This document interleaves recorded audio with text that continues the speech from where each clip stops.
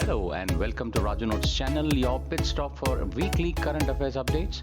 The updates tailor-made for students taking all kinds of competitive exams like UPSC, civils, defense and placement interviews. Please subscribe to the channel and stay updated every Sunday.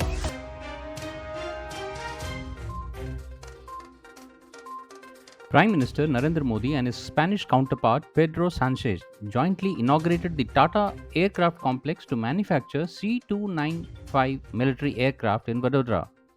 This is the first private sector final assembly line for manufacturing of a military aircraft in India. Speaking on the occasion, Spanish Prime Minister Pedro Sanchez said that the partnership between Airbus and Tata will contribute to the progress of India aerospace industry and will open new doors for the arrival of other European countries. Apart from Tata's leading defense public sector units such as Bharat Electronic Limited and Bharat Dynamic Limited, as well as partners of private like micro, small and medium enterprises will contribute to this program.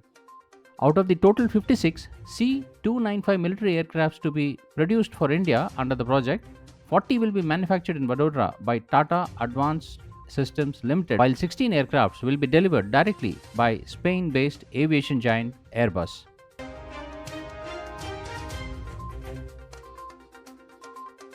Prime Minister Narendra Modi and President of Government of Spain, Mr. Pedro Sanchez, discussed a range of bilateral issues during delegation-level talks in Vadodara, Gujarat. In a joint statement, the two leaders agreed to strengthen cooperation in promoting sustainable energy and adapting to climate change. The two leaders looked forward to early conclusion of the Memorandum of Understanding in the field of renewable energy. Spain has invited India to join the International Drought Resilience Alliance (IDRA) launched in 2022 to promote actions that reduce countries' vulnerability to drought through preparedness and adaptation measures. To enhance people-to-people ties and consular services in the two countries, the two leaders welcome the operationalization of India's first Consulate General in Spain at Barcelona and the decision to open Spain's Consulate General in Bengaluru.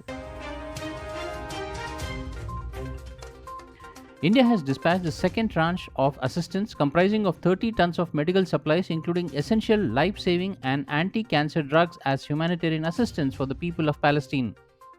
In a social media post today, External Affairs spokesperson Randhir Jaiswal said India's support to the people of Palestine continues and 30 tons of medical supplies have been dispatched. On the 22nd of this month, India dispatched the first tranche of assistance comprising of 30 tons of medicine and food items. The assistance was sent through the United Nations Relief and Works Agency UNRWA for Palestine refugees. Israel passed a law on Monday banning the United Nations Palestine Refugee Agency UNRWA from operating in the country, legislation that could impact its work in war-torn Gaza. The lawmakers who drafted the law cited what they described as the involvement of some UNRWA staffers in the October 7, 2023 attack on southern Israel and staffers having membership in Hamas and other armed groups. The legislation has alarmed the United Nations and some of the Israeli Western allies who fear it could further worsen the already dire humanitarian situation in Gaza, where Israel has been fighting Hamas militants for years. The ban does not refer to operations in Palestinian territories or elsewhere. The disengagement process at the Depsang and Demchok regions of eastern Ladakh has been completed between India and China after 4.5 years of military standoff along the line of actual control LAC. According to army sources, talks will continue at the local commanders level and border patrolling will resume soon, marking a step towards restoring normalcy in the region. Recently, India and China have reached an agreement on patrolling arrangements along with the line of actual control LAC in eastern Ladakh. The disengagement process began on the 22nd of this month, with both armies removing temporary tents and dismantling structures at the Depsang and Demchok areas. During their meeting on the sidelines of the 16th BRICS summit in Kazan, Russia, Prime Minister Narendra Modi and Chinese President Xi Jinping have agreed that the special representatives of India-China boundary question will meet at an early date to oversee the management of a peaceful and a tranquility in the border areas and to explore a fair, reasonable and mutually acceptable solution to the boundary question. As per the agreement, India and China have agreed to communicate in advance when conducting patrols in the sensitive zones. India has extended its support for Cuban resolution at the United Nations, calling for an end to the long-standing US economic, military, and financial embargo on Cuba. During a recent debate, India's first secretary at the United Nations, Sneha Dubey, underscored the damaging effects of the embargo on Cuban economy and people. She stated that the world's largest democracy with a commitment to multilateralism, India stands with this assembly in its unambiguous rejection of domestic laws having extraterritorial impact. In a vote held by the UN General Assembly, 187 nations backed the resolution, with only the United States and Israel opposing it.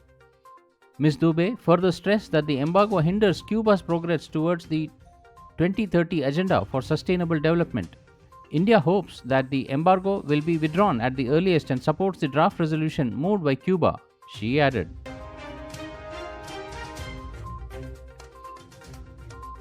The Indian Army contingent departed today for the 15th edition of the India-US Joint Special Forces exercise Vajra Prahar. The exercise is scheduled to be conducted from this week to November 22nd at the Orchard Combat Training Team in Idaho, US. The last edition of the same exercise was conducted at UNRWA, Meghalaya in December last year. This will be the second exercise of the year between India and the US Army. The previous exercise, Yudh Abhyas 2024, was conducted in Rajasthan in September. The Defense Ministry said contingents of both countries taking part in the joint exercise will comprise 45 personnel each. The Indian Army contingent will be represented by Special Forces Unit and the US contingent will be represented by Green Berets of the US. The aim of the exercise Vajra Prahar is to promote military cooperation between India and US through enhancement of interoperability, jointness, and mutual exchange of special operation tactics. It will enhance combined capabilities in executing joint special forces operations in desert and semi-desert environments. The exercise will focus on a high degree of physical fitness, joint planning, and joint tactical drills.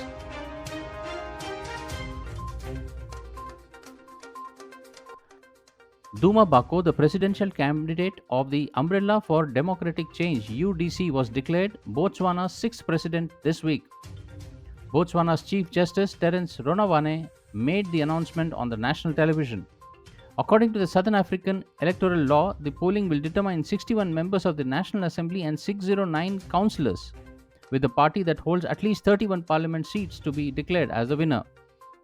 Earlier, outgoing President Mogetwisi Masisi conceded defeat as a preliminary result showed his ruling party lose its parliamentary majority after near 6 decades in power. The BDP has governed the diamond-rich Southern African nation since 1966.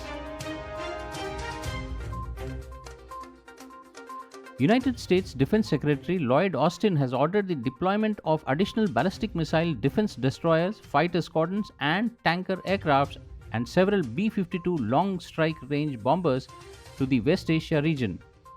Pentagon Press Secretary Major General Pat Ryder said in a statement yesterday that the developments are in line with the US commitment to the protection of its citizens and forces in the region, the defense of Israel, and de-escalation through deterrence and diplomacy. He added that these movements demonstrate the flexible nature of United States' global defense posture and US capability to deploy worldwide on short notice to meet evolving national security threats.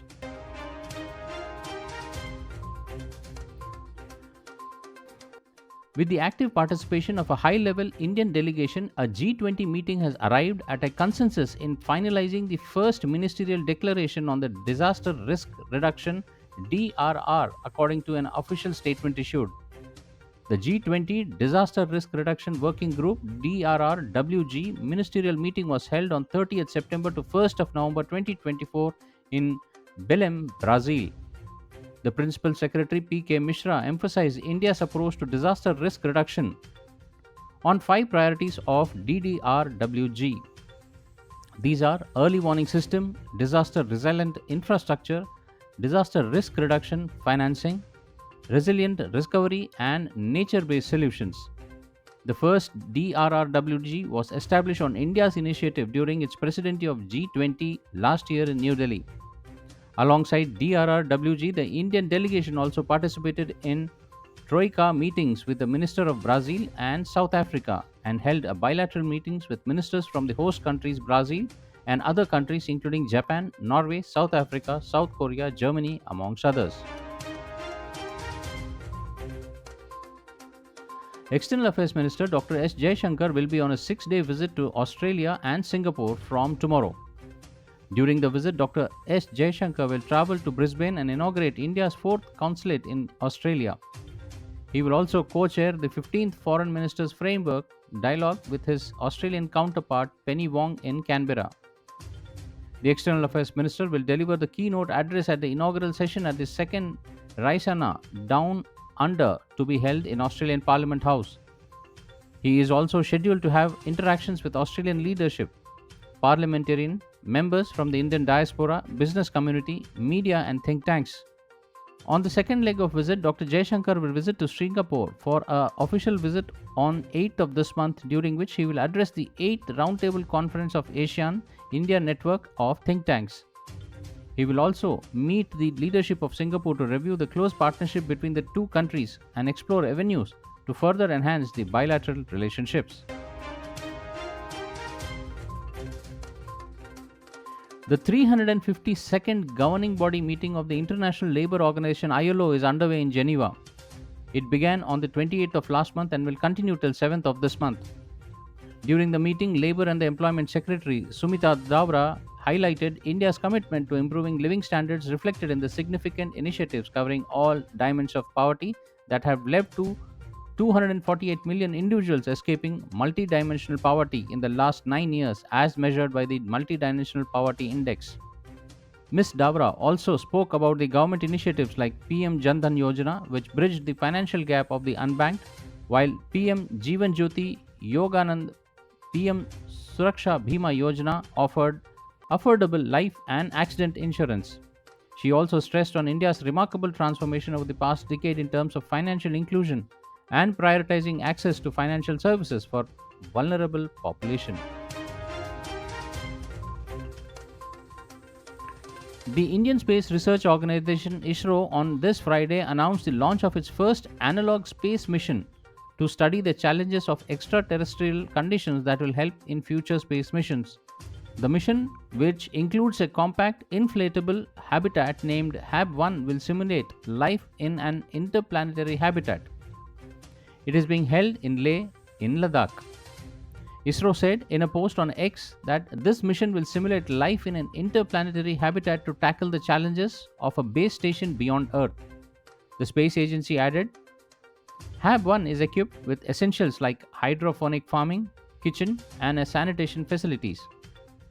It provides a self-sustaining environment, offering valuable data as India is planning long-duration space missions to the Moon, Mars, and beyond.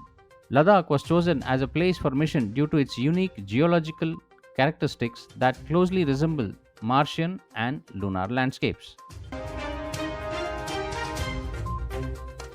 Well, that's all friends for this week's updates. See you soon next Sunday on the same channel. Till then, take care. Bye bye.